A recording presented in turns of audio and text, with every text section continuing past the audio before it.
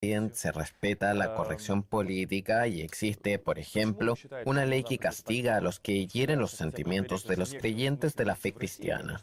¿Cree que la corrección política en Europa impide que se discutan políticas que podrían solucionar estos problemas? Por supuesto que lo impide. Da la impresión de que la corrección política está destinada a limitar las posibilidades de los cristianos de profesar su fe. Por ejemplo, ¿por qué en vez de usar la palabra Christmas, se tiene que usar la palabra Xmas? A esta pregunta nos responden diciendo que no podemos ofender a aquellos que no sean cristianos. Pero cuando les preguntamos a los musulmanes si les ofende la palabra Christmas, dicen que no. Cuando les preguntamos si les ofenden los árboles de Navidad en la calle, dicen que tampoco. Si no ofenden a los musulmanes, entonces ¿a quiénes? Lo más seguro es que a nadie. Europa es un continente que se desarrolló culturalmente e incluso políticamente en base a ideas cristianas.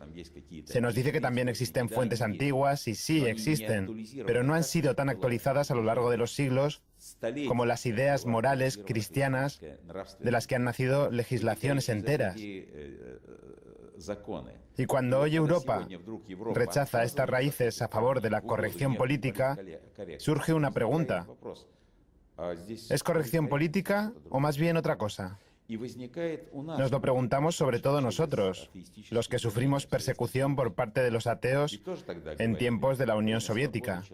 En aquel entonces también decían que era por la libertad y los derechos del hombre, por un futuro mejor. Pero solo los creyentes estuvieron bajo la presión del Estado hasta la llegada de la perestroika. Hacía mucho tiempo que habían dejado de luchar contra los capitalistas, los terratenientes, contra los burgueses. Hacía mucho tiempo que la economía de la URSS se había convertido casi en una economía de mercado, por no hablar de la nueva política económica de los años 20. Sin embargo, siguieron luchando contra la Iglesia hasta el final. Seguimos sin entender a qué se debía ese planteamiento.